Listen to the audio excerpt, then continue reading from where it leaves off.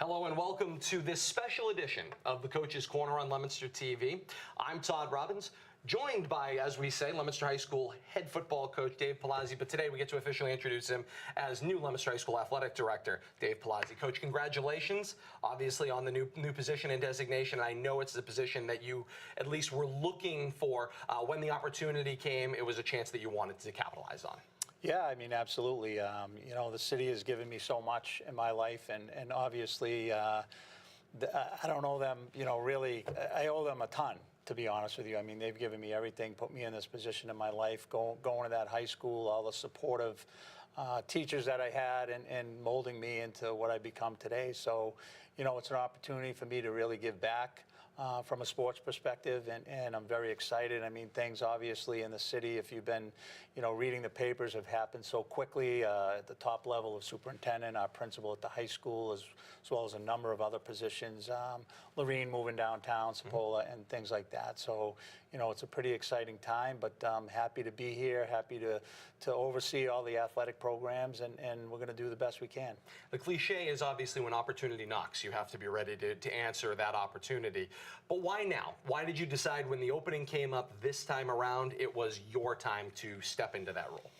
Well, I think, I'm a firm believer things happen for a reason. I mean, obviously, wanted it to happen a little later, possibly, when you try to plan things out. But, the more I thought about it, the more I played 3 sports in high school.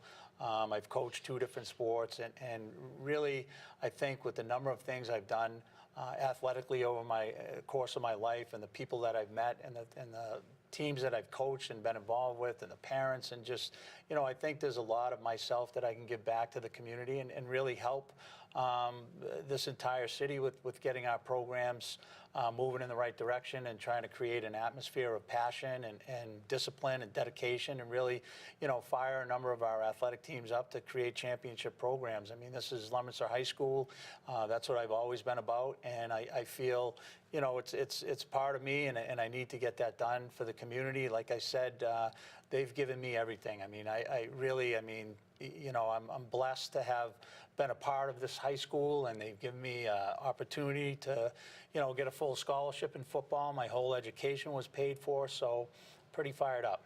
When you look at the job of an athletic director, I think everyone has a certain signature or what they believe the job of athletic director is. Some say it's an administrative role that deals purely with financials and organizing buses and scheduling officials and attending meetings. Others see it as an extension of the classroom. Others see it as a combination of athletic and academic and being a responsibility. As you kind of have approached this job and said, okay, well, I've got the job I wanted now, what is your philosophy? What is an athletic director in your mind? Obviously the management of the busing and the officials and all of those things. But I really, I look at myself as a great assistant coach. I mean, I've always said, great teams, built from great assistants. And, with my knowledge, and what I mean by that is trying to provide these head coaches that give a lot of their time, that they're not being paid $7 million like Ohio State coaches and baseball coaches across the nation. So, they're constantly, these coaches, I've been a part of it, they have to do a lot of things. They have to sometimes put their own water in their own vehicle and drive, and I want to be the person that tries to kind of limit those things that the coaches need to do and take that away from them and give them support in any way I can, while at the same time trying to help them out, help them to become a better head coach, be a better leader of their team, be a better role model. So it's kind of twofold.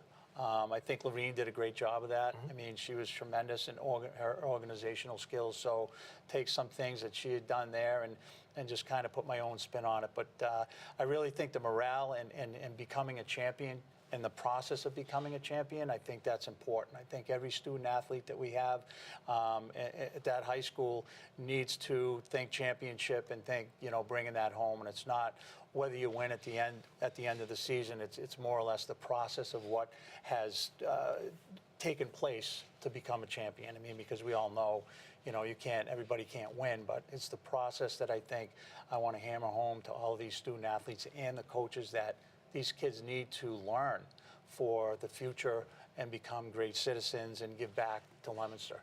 And I know that's something that as a head coach yourself over time, you have really prided yourself on, is really emphasizing the student in student athlete. This is an opportunity to extend that and deliver it across not just 2 programs you were involved with, but the entire department. I mean, the statistics are so alarming with the fact, in a positive way, with the fact if students are playing a sport, I mean, and it goes to clubs and the band, I don't want to exclude them, but I am the athletic director, so we'll deal with sports for now. But just playing a sport, the discipline reports go down, their academics go up, their nutrition is better, their sleep is better, they're off their cell phones, they're not tending to those, so everything ratchets up. I mean, when you're talking about girls participating in sports, it's even greater. I mean, the self-esteem is increased, the grades are increased, all of those things really help girls more than they do boys, statistically speaking. So, I mean, hearing that as a parent, you want to get your child involved in high school athletics.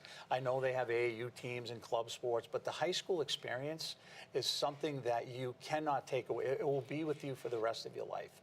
I mean, really, and you look at the stats, overall, less than 5% of kids get a scholarship or go on to college. I mean, it varies through sport, but that's really the statistic, and we're talking Division I, II, and III, all across the board. So if you're a parent out there and you're looking for your child to get a scholarship, the odds are not with you, obviously. But with that said, the parents are trying to do what's best for their child. Certainly. And I would hope that they put their child and get them involved in a high school sport. I think it's important. I think it builds camaraderie. I think it's better for the city. It's better for all our programs.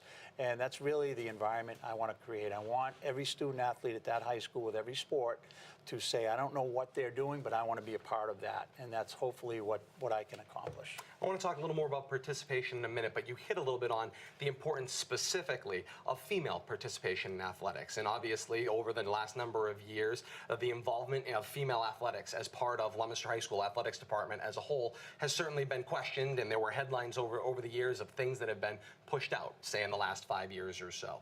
I think perhaps a little bit people have maybe ignored some of the history of women's athletics at Leominster High School.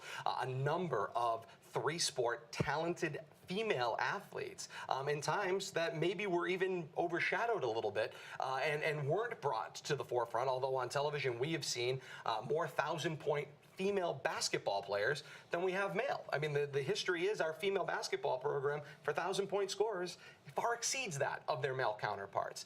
So I think bringing maybe that to light a little bit more is not only is Leominster High School successful and people go, well, yeah, they've got a great football program. Leominster High School athletics is successful from football all the way down and has the ability to be such. Yeah, I mean, sure. I mean, I always say one of the greatest female athletes is my sister Lynn. I mean, she really exemplified one of those great female athletes, and there's been a number of them throughout the years that great role models. I mean, Riley Skinner, you know, obviously I had the great opportunity to coach her in basketball, 1,000-point scorer, Quinn O'Connell, Lindsay Delicchi. I mean, the list is endless, and we have a tremendous group of female athletes at the high school now. Particularly the soon-to-be junior class, senior class. I mean, they have a really good group of girls. I mean, a lot of the 8th graders coming in, so I'm very excited for those programs. I'm excited for all of our programs. But, you know, obviously, you hit the nail on the head. I want the highest participation for all my teams. I want everybody to get involved.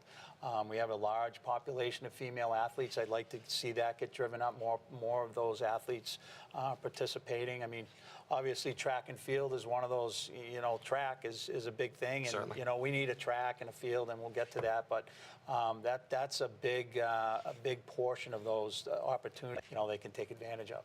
Participation, of course, is driven by a number of things. But as an athletic director, is it just purely about getting the word out to students when they're coming up, either as 7th and 8th graders looking at the high school, or once you get them in the building? At what point is it important to hook them in and say, athletics is an opportunity that you don't want to miss? Yeah, I think, you know, it starts with coaching. I mean, our coaches need to be knowledgeable. They need to be prepared. You're not always going to have the players. Sometimes there's just better teams out there. Felt that last year in football a little bit. But I think you need to create that environment where the kids coming in are excited about playing a sport, excited about being a Blue Devil, excited about wearing their uniform through the high school and going to rallies and having all of those accolades and being on LTV and all of the things that come with that, and Twitter. I mean, I think it's great. I think it's exciting time. You're only young once.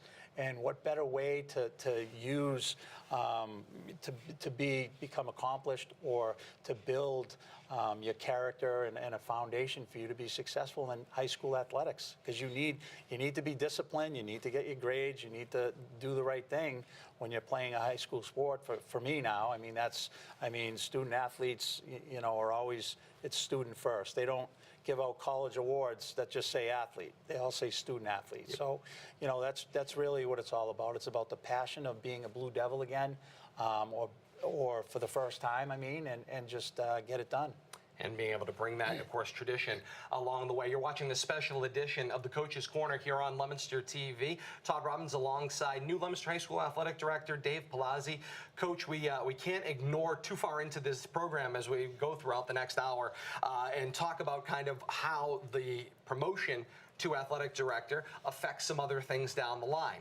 You were head coach of two different programs, head football coach and head girls basketball coach. We'll start first with the Upfront Change, which was in girls basketball. You had decided, and it was announced right out of the gate when you were selected for athletic director, you would not continue to coach the girls basketball program. Talk to me, of course, first about your decision not to continue coaching the girls basketball program and the opportunity it opened up in hiring a head coach. Well, we actually I had mentioned that I was not going to coach either girls or boys or boys football.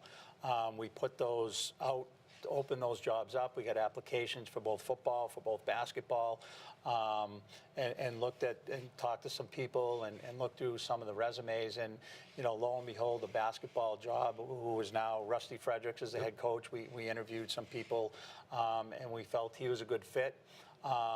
As far as the football job, we continue to look, but I think when you look at the timing of everything, it's really difficult to hire somebody that right away they may need to have a job in Leominster, or their job may require them to travel to Leominster with our practice facilities. We only have lights down at Doyle Field, and trying to make all those logistics work with 120 football players of a program is hard to do in the 11th hour.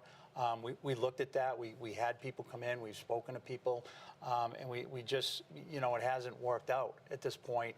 I don't, trying to get someone in. There's a contingency plan already in place if we can hire a head football coach, with some of my assistant coaches or one of them acting as an interim head coach and doing those types of things when I'm not around. So that's already in place. But, our goal in the future, my goal would obviously be I want to hire somebody that's a good role model, that can be there for our student athletes in the football program. There's a large portion of players that need to be corralled in that high school, and I'll obviously be doing that as the athletic director. But the timing of everything for football it was difficult. If we could find the right person at this time, we definitely would hire them. But, we start next Friday, August 17th, so that really hasn't happened yet. So we're probably going to move into our contingency plan unless something changes.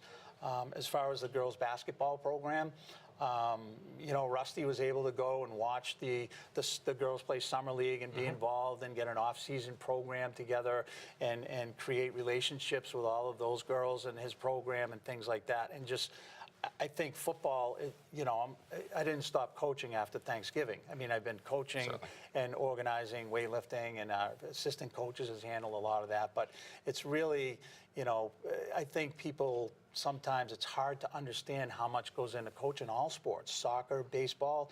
You have all these coaches working in the off season. They're not getting paid. Correct. They're doing it for the student athletes. So that's a big message I want to send out there to the people in the city of Leominster. These coaches are doing what's best for your kids. They're doing the best they can.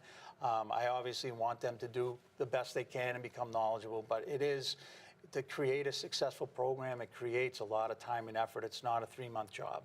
So I think moving forward, yes, we're going to look for a football coach that fits that dynamic and would be able to, continue coaching football and put us in a position to be successful. So as an athletic director, I really, want to find someone like that. But I can assure you, My duties as athletic director this year will be full 100%, and a plan is in place when I need to, not be at practice.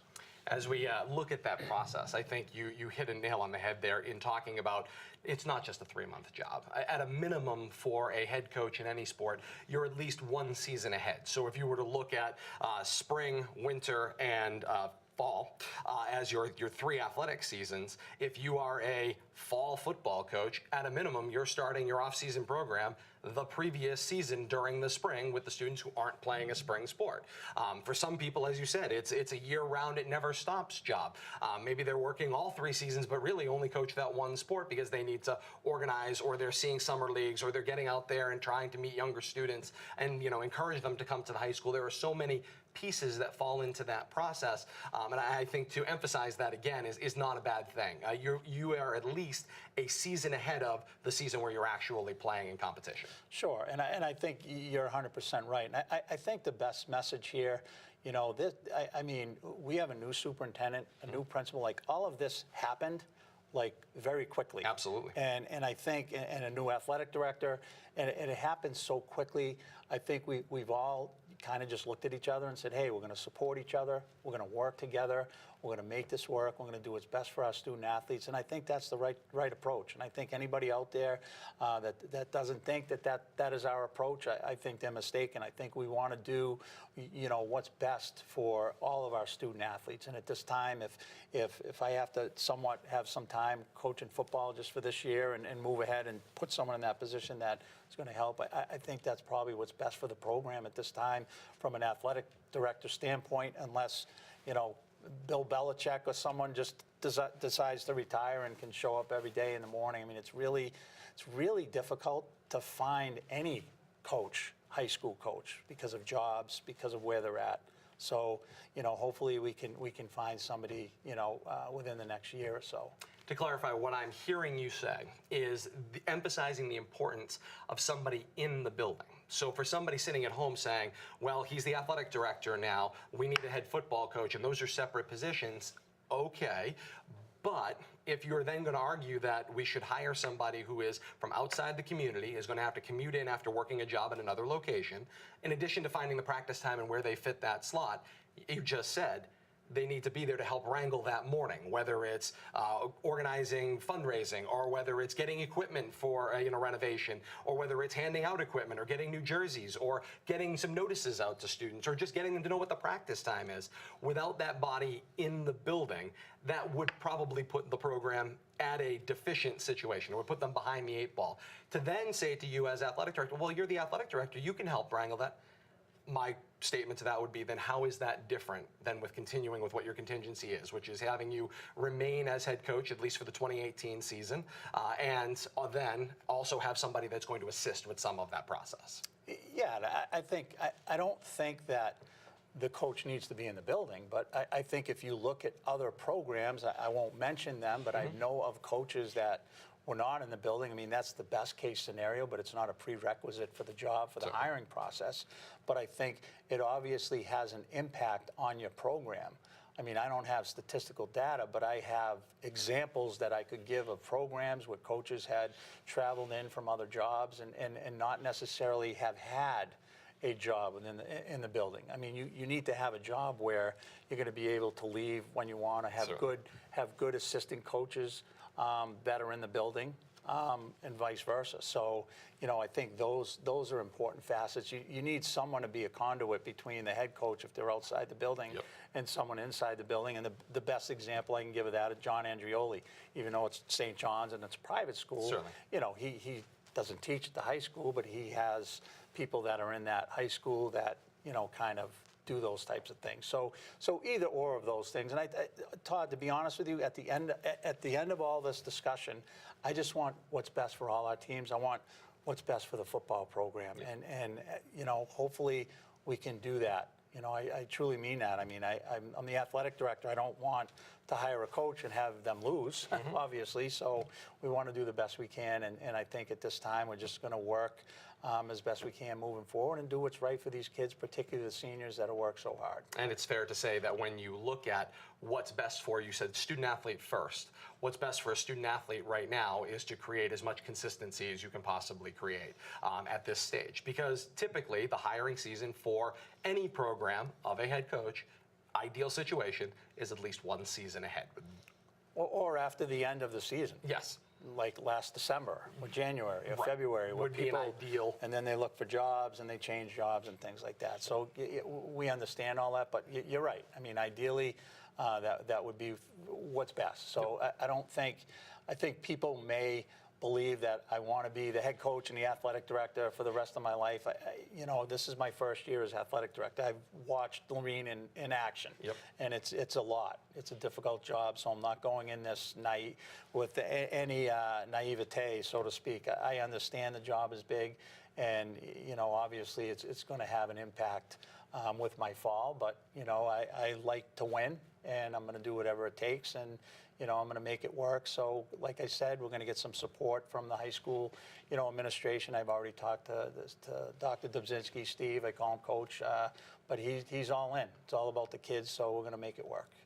Fantastic. So that covers the situation with the head coaching jobs, both head football coach and also girls basketball. And Coach, we'll move on in your athletic responsibilities to a philosophy.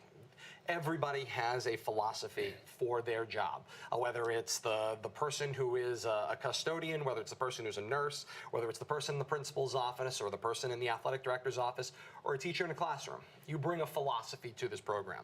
We've talked a little bit about participation. We talked about getting people involved. But from a philosophy of when you say, this is what Leominster Athletics is going to be, how would you describe Leominster Athletics under Dave Palazzi, Athletic Director? Yeah, I mean, there's a number of things. I mean, obviously, we want to be selfless. I mean, I want team players. I mean, it's difficult. It's very difficult to create that type of atmosphere today with the number of, with Snapchat, Twitter, where kids have an opportunity to be the sole star of their own show. And I think when you get to a team atmosphere, and I think this is a good message for parents, you can have great players and just a good team. You'll have more of that situation than you will the other way around. I'd rather have a lot of good players that are team players. Those are the ones that become great teams. And I think we've seen that in different sports, whether it's Leominster, St. John's, throughout the past years. So I want us to be team players, team first.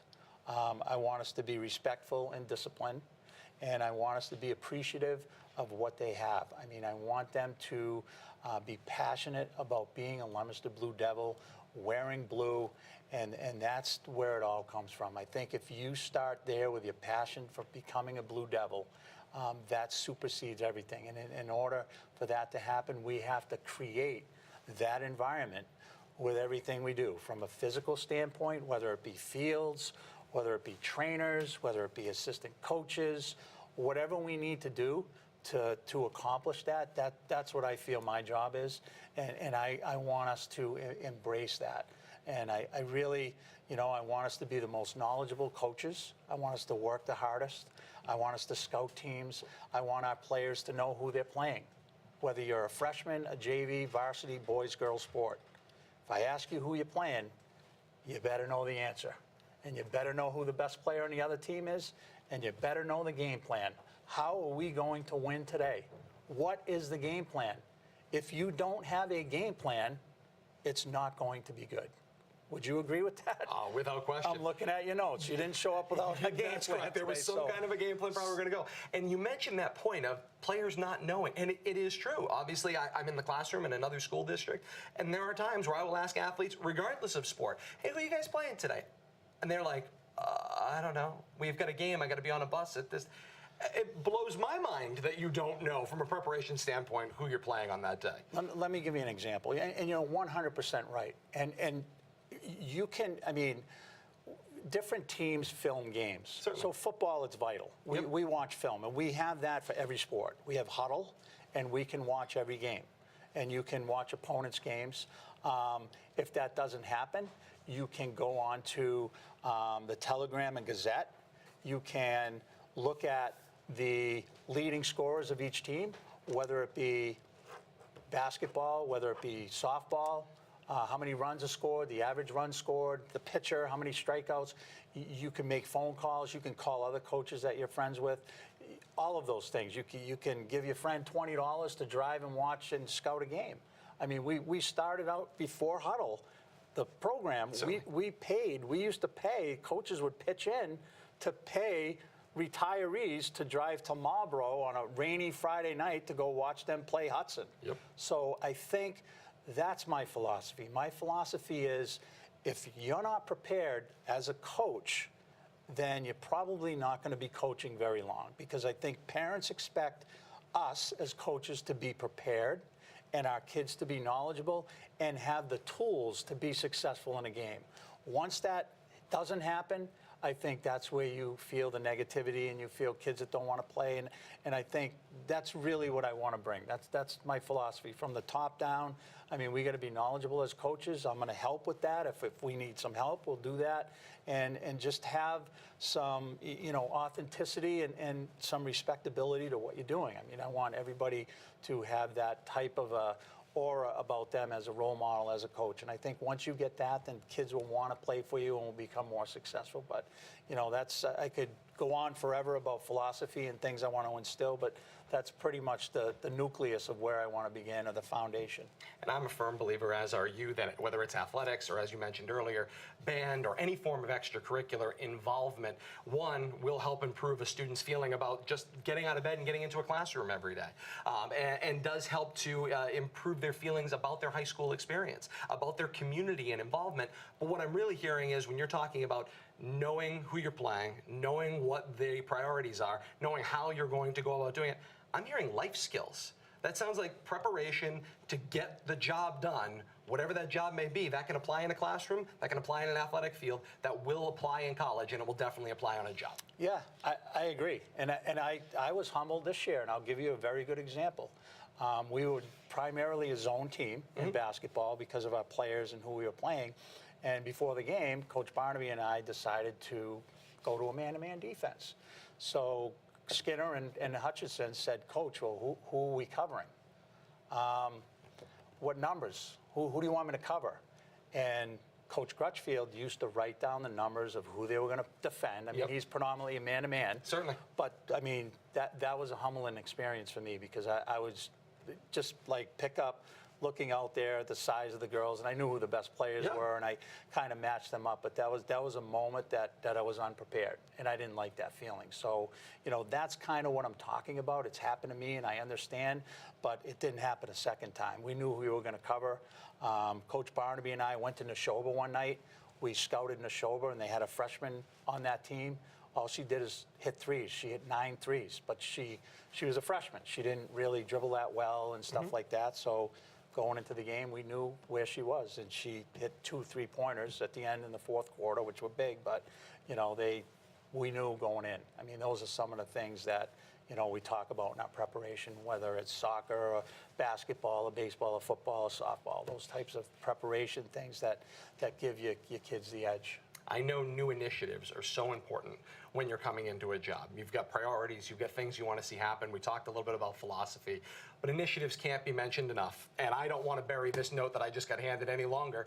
So I want to talk about your first initiative that you're going to announce here, which is the beginning of the GoFundMe page to help Leominster High School athletics, to broaden their facilities, to increase opportunities, to improve services, to do a number of different things. The GoFundMe is on our screen right now, GoFundMe.com/Leominster High School Athletics, or excuse me, Leominster Athletics, GoFundMe.com/Leominster Athletics. And we started that page just moments before, of course, we walked out here on the air. And I can tell you that as of the moment of our taping, there's $200 in that GoFundMe right now. So I feel like I'm running a little telethon here as we go through the process. But people want to get involved, and that is a way. If you are at home and you have the means and you can help, whether it's 50 cents on up to, we're taking all numbers. We're not stopping zeros. So, Coach, very important. Get involved. You've got improvements you want to make to this program, not just in facilities, but in personnel as well.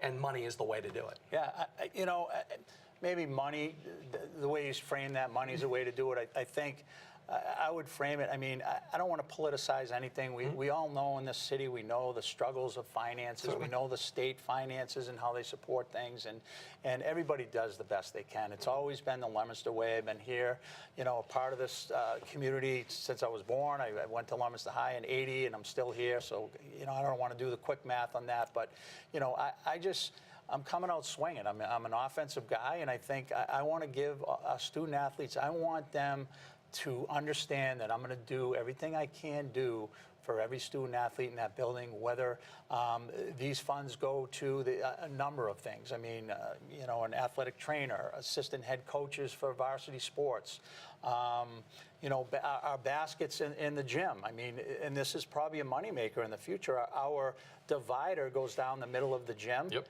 And then we have 3 baskets on one side and 3 baskets on the other. So you have 6 half-court baskets. We don't have the baskets going the long way where we could have 2 full-court games. They're not adjustable. We could have second, third grade teams in there. We could have kids from Leominster coming up there having championship games, same as the rubber gym. I mean, we don't have a track. I mean, that whole field situation is obviously in the making. I hear positive things about that. I think that is enormous.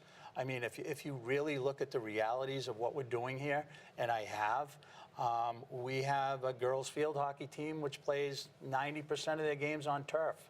And the percent of time that they practice on turf is not even close to that. And I understand we have a beautiful facility at Doyle Field. They're great, but they have to juggle practices between boys and girls soccer, field hockey, everything. I mean, people are absolutely flabbergasted when I say we're only on there an hour and 20 minutes a week to practice as a football team forever, only on Thursday, which we love it. I mean, it's a great field.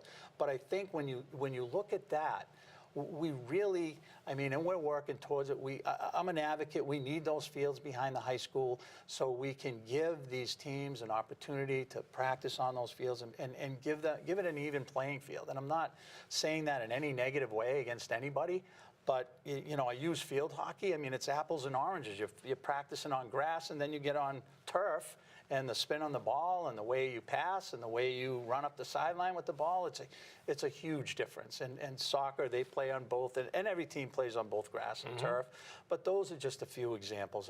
All I'm trying to do here, Todd, is I want our student athletes to believe that I am doing everything I can possibly do to make their life better as a student athlete. I mean, Lorene has done a great job, the administration, we've all done as best as we possibly could with what we have. I'm just here today, I want to do better than that. I want these kids to feel appreciated, I want them to feel like proud, and all of those things, not that they haven't before, but that's really how I want this to pan out.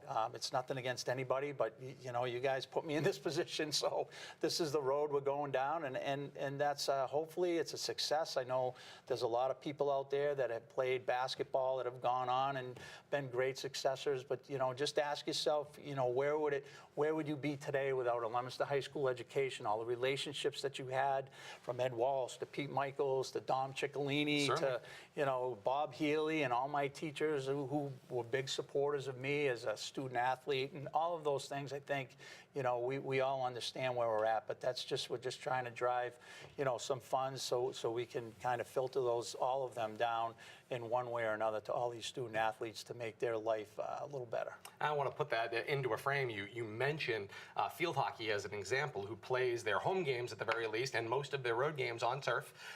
And of course, their home is Doyle Field for their games.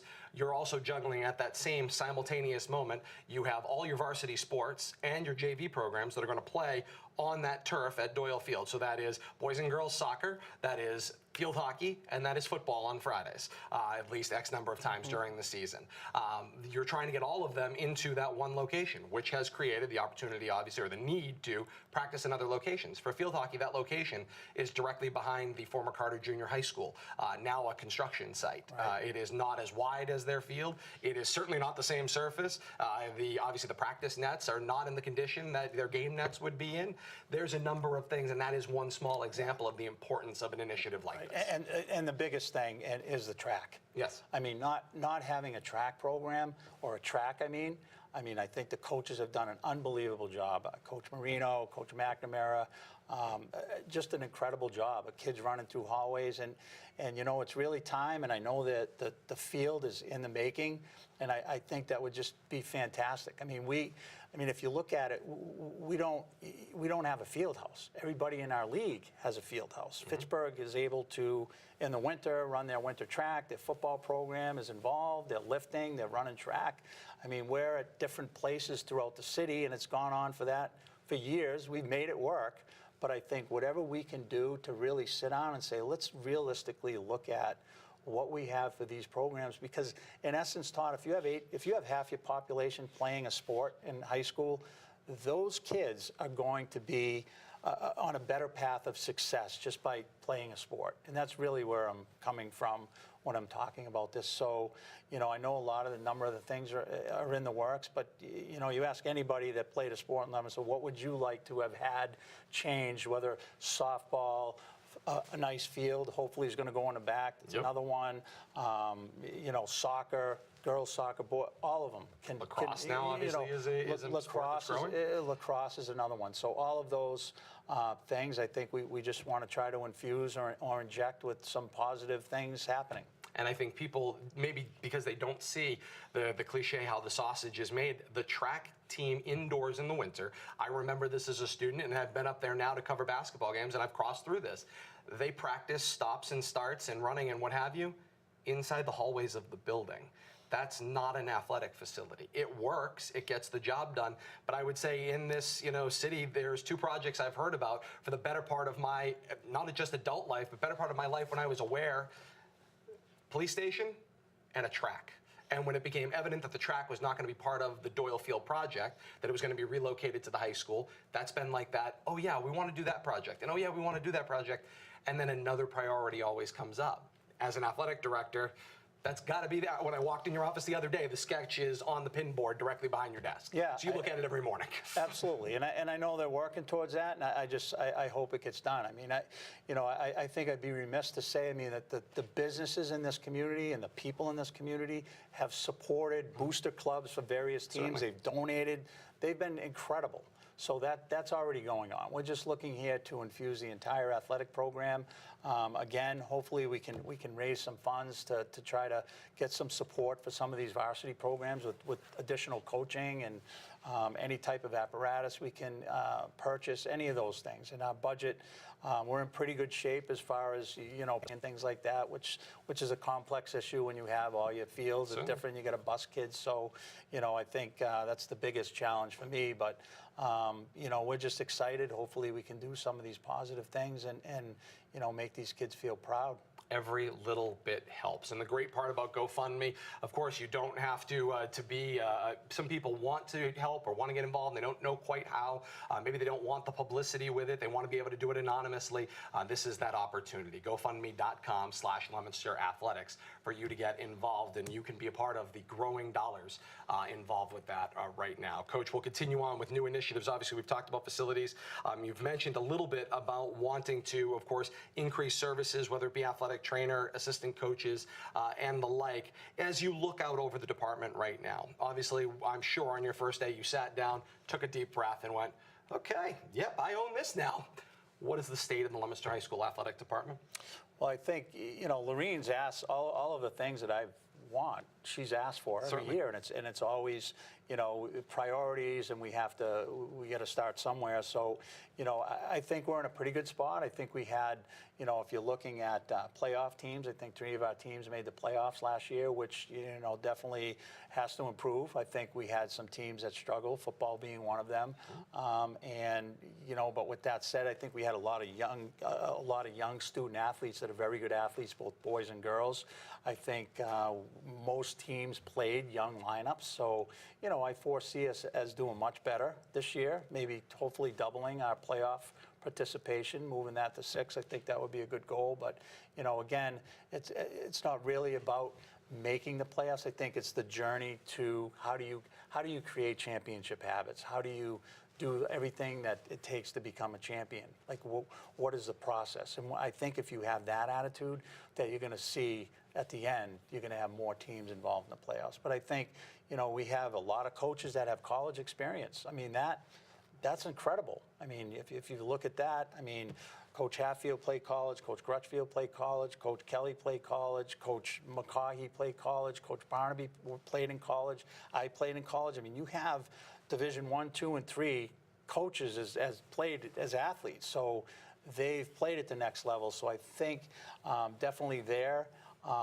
the expectation will be there. And, I'll be honest, some of the other coaches I'm just getting to meet, and knowing of them, so I'm sure there's more that have had that type of participation. Not that that's important, but I think trying to hire good high school coaches with experience is more difficult than you would think. So, with that said, I think we're in a good position as far as our coaching and our programs and our organization of those programs. And I think, we're going to work together to try to ratchet up the expectations and all of those things with the support of the GoFundMe page, and the coaches, and really saying, hey, yeah, you know what, Dave's really making an effort here to try to get us some extra things. And again, it's not to say that no one else did that in the past. And Lorene, her budget last year, I'm surprised we made it through the year, to be quite honest. But, I'm here to try to give these coaches something that can be beneficial to them. And I think, when everybody's in it together, I think we've gone through a lot of changes in the city. And I think with Paula Deacon as a superintendent, just her vibe that she gives off and her positiveness to Steve Dubzinski and Jim Riley, the assistant superintendent, and a number of different changes, I think that is a start. I think we all bleed blue. We got skin in the game. We want to see success within our program. So I think, with that said, I'm very confident about our program and where we are now moving forward. And I have great hopes. And I know I've seen a lot of great teams and athletes coming up through the ranks through talking with different, from lacrosse to softball to girls basketball, and all the coaches coaching with them. I'm working with trying to work with the junior high basketball programs, both of them, and organizing travel leagues, and just trying to get everybody to filter into Blue Devil country and create an atmosphere with that like they've never seen. And it goes from the elementary to the middle to the high school, from outside of the school district on in as they start to join up. Sooner we can get them involved into that Blue Devil Nation, the better it possibly can be. A few minutes left here in our hour with Leominster High School Athletic Director Dave Palazzi here on the special edition of the Coach's Corner here on Leominster TV. And Coach, I want to talk a little bit about maybe the political part of the job. We've been talking about the in-community part of the job.